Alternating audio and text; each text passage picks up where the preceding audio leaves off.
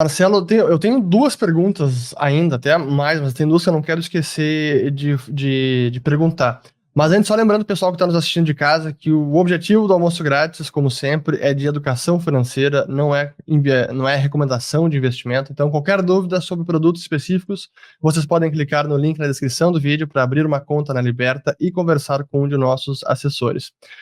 Mas as duas perguntas que eu tenho que eu não quero esquecer, a primeira é, sim, a MP no longo prazo, médio e longo prazo, acho que é muito bom para o setor como um todo, mas falando do setor no curto prazo, você já mencionou algumas vezes da crise hídrica.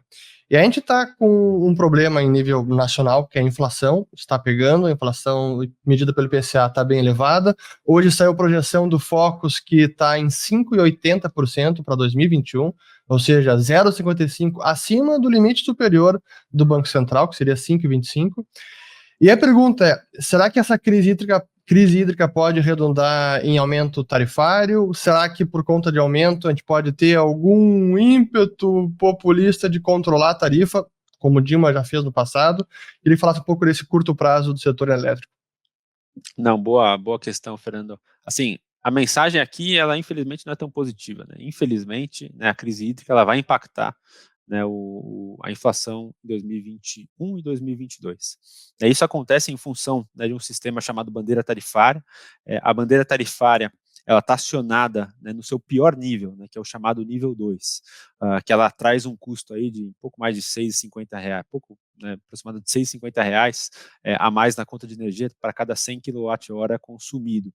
Isso é em função justamente do acionamento da integralidade do parque térmico no país, né, pelo menos o parque térmico que está disponível, seja em função de combustível, ou seja em função de algumas paradas de manutenção. Então, isso vai encarecer a conta de energia nesse ano, né, pessoal, as contas aí estimadas quase na casa de R$ 10 bilhões, né, de custos adicionais, isso traz aí algum pequeno impacto na inflação em função da bandeira tarifária, né, nos grandes centros, e a perspectiva para 2022 é a mesma, né, a gente espera novamente que o parque térmico seja acionado praticamente na sua integralidade no ano que vem, né, e isso tem uma explicação, né, assim, para trazer um pouco de números, né, a gente está vivendo agora a pior série de toda a história da hidrologia do país. Nunca houve, né, uma série histórica tão ruim, né, vale lembrar que a hidrologia no país é medida desde 1931, então nos últimos 91 anos aí, nunca teve uma sequência tão ruim de anos, né, é um azar aí, infelizmente, do atual governo e também do país, né, nunca teve uma sequência tão ruim, né, de hidrologia do país. O período úmido, né, que ele perfaz aí. Pois é, tipo, eu tava pensando aqui, pandemia, falta de água, estamos numa maré de azar aí. Foram muitos desafios, né? Foram muitos desafios, com certeza. Mas vai faltar luz por conta disso? Acho que essa é a pergunta que eu ouço direto aí Não, dos essa é clientes, uma tipo, porque pergunta válida. seria a pior situação do mundo, né? Quando a gente está Tem um apagão, retomando um né? Era só o que crescimento. faltava, né? Na retomada da economia, e de repente 6 horas apaga a luz do país. Faltar Então, combustível vai para faltar retomada é luz, fogo. Marcelo?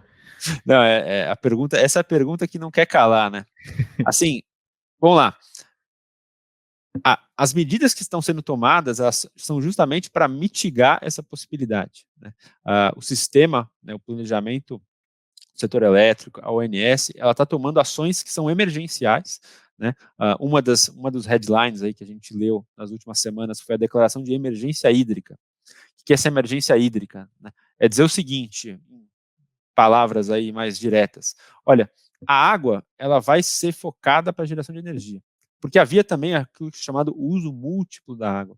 Tem muitos reservatórios ali, que o pessoal puxa a água do reservatório para encher um lago, que o pessoal anda de jet ski, tem muita água que é usada, né, para outros tipos de irrigação.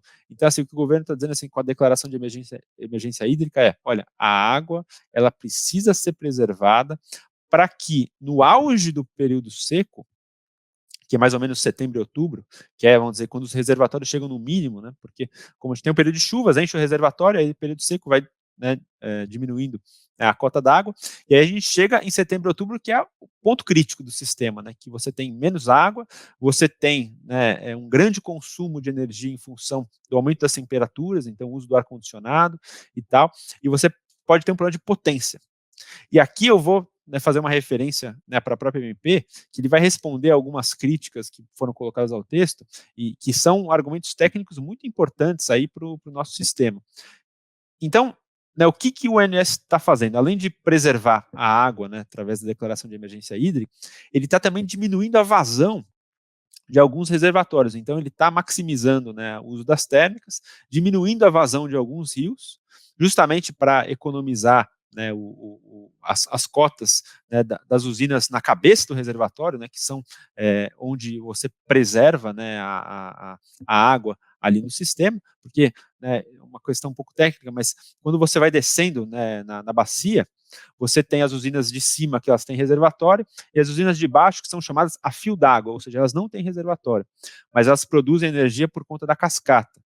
Então você tem algumas usinas ali que elas tiveram a vazão do rio foi diminuída lá de cima, né? Isso tem algum impacto ali, né, na questão dos peixes, né? Tem aprisionamento de peixes, é um negócio que é uma preocupação ambiental bem grande, mas o governo ele diminuiu a vazão, né, desses rios para preservar a água, justamente para que nesse ano, né, não haja nenhuma possibilidade de apagão. Então, dito tudo isso, né, a possibilidade de ter um apagão ela é muito pequena nesse ano, né, a gente deve passar, né, esse ano aí, vamos dizer, incólume do ponto de vista de apagão, não há necessidade nesse ano de um racionamento de energia, mas a gente está sim numa situação complicada. Né, o acionamento do parque térmico ele vai ajudar, né, ele vai encarecer a luz, por outro lado, né, através da bandeira tarifária, mas existe uma preocupação para 2022, que é o seguinte: se o período úmido for horrível, né, porque, de novo, o período úmido que a gente teve agora, em 2021, foi o pior de todos, dos 91 anos da série histórica, né, choveu, sei lá, 70% da média, que é muito, muito pouco. Então, se a gente tiver um ano horrível, a gente tem uma preocupação, sim, de racionamento para o ano que vem. Mas aí um cenário altamente improvável. Por quê? Porque se repetir novamente isso, né, não assim, a previsão meteorológica ainda não, ela não consegue medir com esse nível de precisão um evento, né, daqui a 6 meses. Claro. A gente está numa situação complicada. A gente depende das chuvas do ano que vem, e o governo está tomando as medidas aí necessárias para minimizar esse impacto, né? Enfim, se tudo correr razoavelmente bem, a gente deve passar por essa crise, assim como a gente passou, né, 2014, 2015, a gente tinha mais ou menos os mesmos níveis de reservatório que a gente tem hoje, e o sistema era pior do ponto de vista, né, de linhas de transmissão. Houve um reforço muito grande, né, nas linhas de transmissão ao longo dos últimos anos, e isso ajuda, por quê? Porque você faz o intercâmbio, né, das regiões, porque o problema é no Sudeste. Por outro lado, o Nordeste, com o crescimento das renováveis, ele é exportador de energia. Só que qual que é o problema? A energia renovável, ela é intermitente, então às 6 da tarde, quando é o pico de consumo, né, ou pelo menos está chegando no pico de consumo, está caindo a energia produzida pela solar, né? A própria eólica também ela produz muito menos energia à tarde.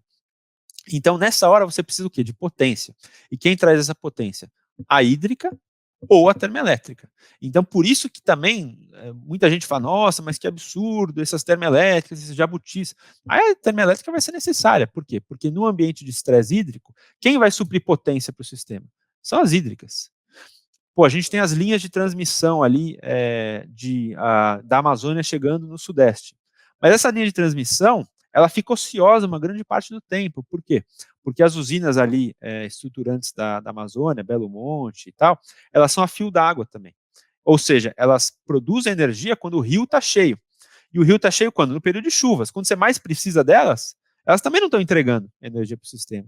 Então, quem vai fazer, né, quem vai usar essas linhas? Quem que vai produzir essa energia? A térmica de novo. Então, né, até essa digital aí das térmicas pode ajudar, né, e é por isso que a gente também espera a contratação delas de qualquer forma aí nos próximos anos. Acompanhe o Almoço Grátis todas as segundas-feiras ao meio-dia e quer complementar o seu conhecimento com mais conteúdo de qualidade sobre o mercado? Lá na área de conteúdos exclusivos da Liberta, você tem acesso a cursos gratuitos sobre o mercado, trades, ciclos de mercado, calculadoras de investimento, comparativos de carteira, playlists, podcasts e muito mais conteúdo de qualidade para investidores. E o melhor, se você já for cliente da Liberta, pode acessar nossa área exclusiva com relatórios mensais dos melhores ativos feitos pelos melhores casos de análise, relação de novos produtos financeiros lançados no mercado, calendário de investidor, entre outros recursos que vão ser muito úteis para você. Para acessar a Liberta, é só clicar no primeiro link abaixo desse vídeo. Inscreva-se já!